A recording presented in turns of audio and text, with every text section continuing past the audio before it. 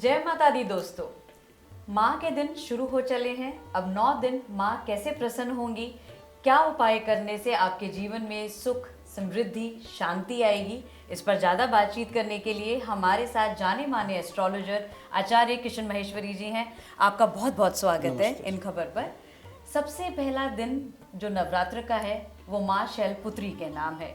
शैलपुत्री माँ कैसे प्रसन्न होंगी और सबसे इनके लिए क्या विधि विधान है आचार्य जी, और कैसे हम माँ शैलपुत्री की पूजन करें? जी जी मोनिका, बहुत बढ़िया है।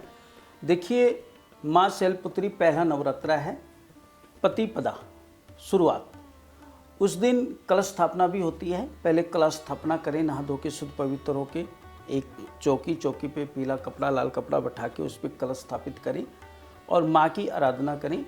शैलपुत्री राजा पर्वत की बेटी है और ये सती थी। जो आज हम सती पूजा करते हैं, ये सती थी।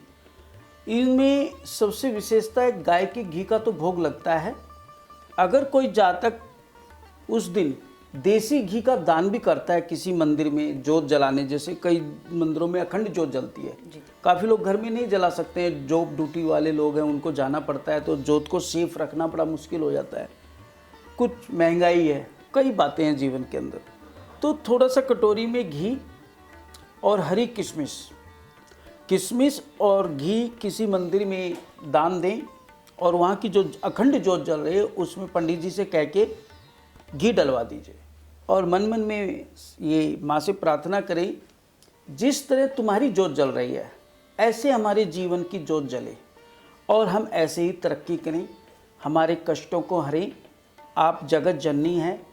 किसी भी जातक का कोई भी काम नहीं बन रहा है, तो अगर ये उस दिन सोमवार है पहला, तो माँ को घी के साथ किशमिश और साथ में अगर छोटी कन्याओं को कोई मिल्क प्रोडक्ट आइटम जैसे बर्फ़ी, रसगुल्ला, रसमलाई, चॉकलेट वगैरह, ये अगर 9 कन्याओं को देके उनके चरण स्पर्श करके उनका सर पे हाथ रखवा लिया जाए।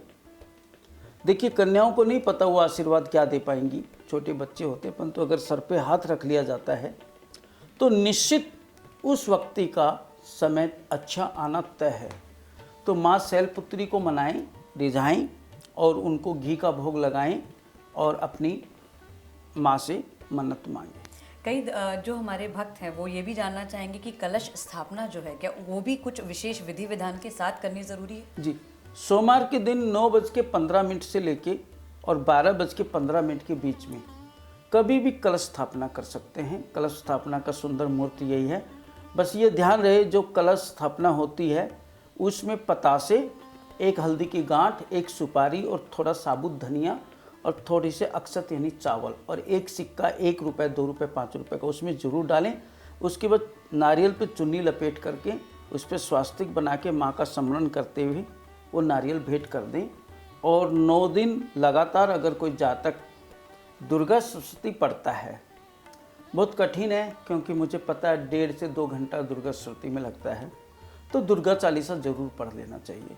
और किसी का भी कोई कोर्ट कचहरी अदालत का केस चल रहा है, कोई परेशान है, तो दुर्गा बत्तीसा नाम है पीछे, उसमें 32 माँ दुर्गा के लिखे गए हैं। दुर्गा सप्तशती में दुर्गा, दुर्गाष्टमी, द्रौपदी निवारिणी, दुख छेदिनी, दुख साधिनी, दुखनाशी, ऐसे 32 नाम हैं। अगर कोई जातक 108 बार रोज़ पढ़ ले तो सोने पे सुहागा, नहीं तो 11 बार रोज़ पढ़ें, उसके काफ़ी कोर्ट कचहरी जो भी वो चक्कर काट रहे हो उसको राहत मिलेगी।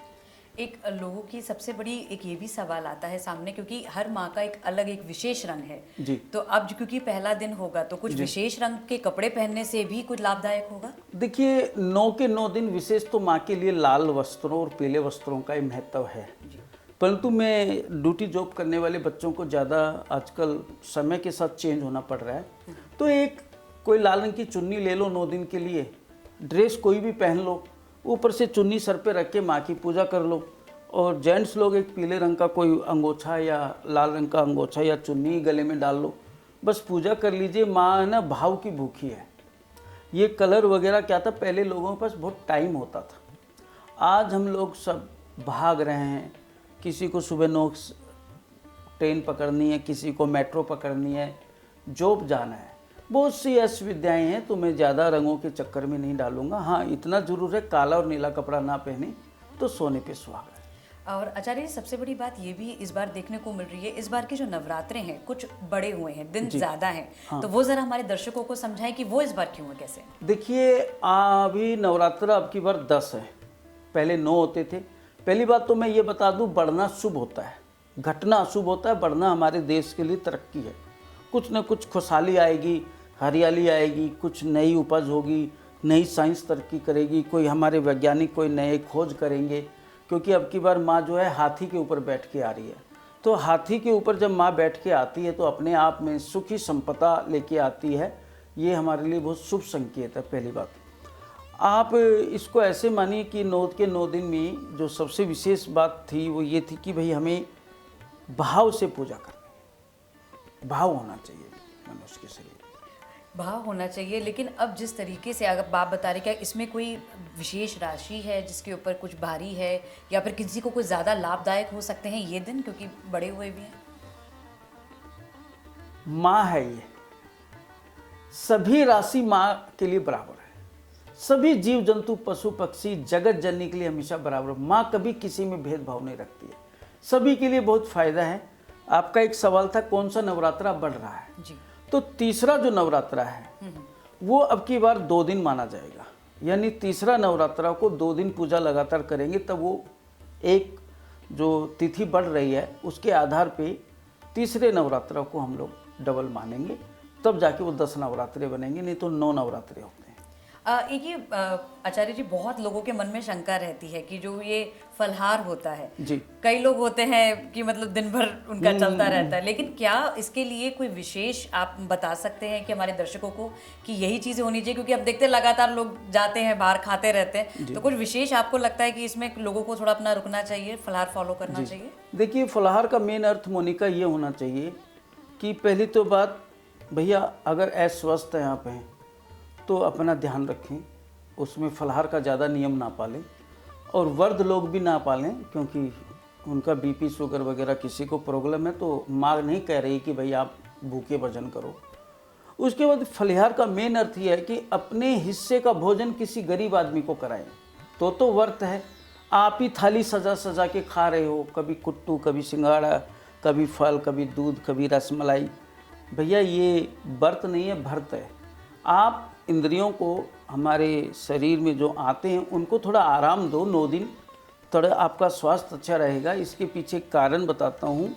हमारे जो पूर्वज हैं ना वो बड़े समझदार थे, वो 9 दिन इसलिए व्रत करते थे मोनिका जी, ये 2 नवरात्रे, चैत नवरात्रे और ये बसंत, ये वाले नवरात्रे, सर्द नवरात्रे, इसमें मौसम चेंज होता है, तो वो मौसम जो आएगा उसको सही रखने के लिए हमारे 9 दिन के नवरात्रे आए, जो 9 दिन हमने थोड़ा कम खा करके अपने को उस मौसम से टक्कर लेने के लिए हमारा शरीर में वो चीज़ तैयार हुई, जो कि अब मौसम चेंज हो, अब बीमारियां शुरू हो जाएंगी, मौसम चेंज होगी, खांसी जुकाम नज़ला, तो ये कम खाना चाहिए और अपने हिस्से का भोजन किसी गरीब आदमी को कराना चाहिए। जैसे मैंने दिन में 2 सेब खाने हैं तो 1 खा के 1 किसी गरीब को देना चाहिए। भाई तूने भी व्रत किया है तो लो, तुम हमारी तरफ से फलियार कर लो, या मंदिर में गरीब ब्राह्मण होते हैं उनको फलियार वगैरह कराएं, अपने हिस्से का थोड़ा दीजिए, तो फलहार है, नहीं तो वो तो फिर कुछ भी कह लीजिए खाने के नाम पे। तो और जैसे अब व्रत रखने की बात है, क्योंकि कई लोग पूरे ये नवरात्रे रखेंगे, कई लोग जोड़े में रखेंगे। जी जी। तो आपने जैसे बताया कि तीसरा दिन है जो 2 दिन ज़्यादा रखना है। जी जी। तो ऐसे में जो भी अगर कोई जोड़े में रखना चाहे तो कौन से दिन वो सबसे बेहतर है? देखिए 99% पहलवार 7वां नवरात्रा 2 करते हैं लोग।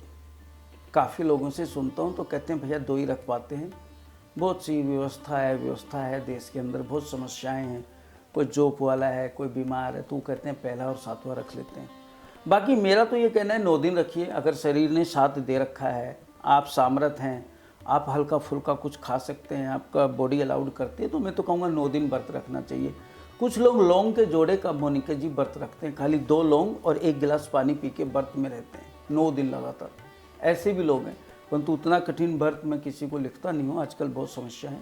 श्रद्धापूर्वक हल्का फुल्का एक टाइम अपना भोजन का रख लीजिए, कोई दिक्कत नहीं। माँ उसमें भी खुश प्रसन्न है और माँ 2 में भी खुश प्रसन्न है। और सबसे बड़ी बात क्या है, आप कोई व्रत मत रखिए, मन विचार से शुद्ध रह लीजिए, छोटी कन्याओं को आप माँ के रूप में देखिए, कन्या के रूप में देखिए, भगवती के रूप में देखिए, माँ ऐसे ही प्रसन्न हो जाएगी। अगर माँ शैलपुत्री की अगर बात की जाए आचार्य जी, तो थोड़ी आप कथा हमको अगर बताना चाहें, जैसे आपने स्टार्टिंग में भी थोड़ा सा जिक्र किया था जी। माँ शैलपुत्री की कहानी आखिर क्या बताती है? माँ शैलपुत्री की कहानी बहुत बड़ी हो जाएगी मोनिका जी, अधूरी कहानी किसी को सुनाते नहीं, पाप लगेगा। एपिसोड हमारा छोटा होता है, टाइम इतना आप नहीं दोगे मुझे, इसमें 15 से 20 मिनट एक कहानी में लग जाती है। बस ये है कि ये राजा की पर्वत की बेटी है और ये सती हुई थी, तो ये सती कहलाई हैं और इनकी महत्व तो बहुत ज़्यादा है, अलग अलग ग्रंथों में अलग अलग वर्णन किया है महापुरुषों ने, संत महात्मा हमारे लिए जो अध्ययन करके लिख के गए हैं, बहुत बड़ा वर्णन है। बस यही है कि माँ की आराधना अच्छे से कर लेनी चाहिए। हमसे बात करने के लिए बहुत बहुत शुक्रिया। तो ये थे हमारे साथ आचार्य जी, जिन्होंने पूरा आपको बताया कि किस तरीके से आप कलश की स्थापना करें। नवरात्र के पहले दिन ऐसी क्या चीज़ें हैं, क्या विधि विधान है जिन्हें कर कर माँ प्रसन्न होंगी। हर दिन हम आपके लिए कुछ ऐसे ही विधि विधान लेकर, क्या विशेष पूजन है और लोगों के लिए क्या कुछ खास एस्ट्रोलॉजर जो है हमारे आचार्य किशन महेश्वरी जी लेकर आते हैं, वो हम आपसे रूबरू होते रहेंगे। आप हमारे साथ जुड़े रहिए, बने रहिए। अगर आपको ये वीडियो अच्छा लगा हो उसे लाइक शेयर ज़रूर करें, हमारे चैनल को सब्सक्राइब करना ना भूलें। कुछ ऐसे ही और मज़ेदार कहानियों के साथ, कुछ विधि विधान के साथ हम आपके साथ जुड़ते रहेंगे। तब तक जय माता दी। नमस्कार।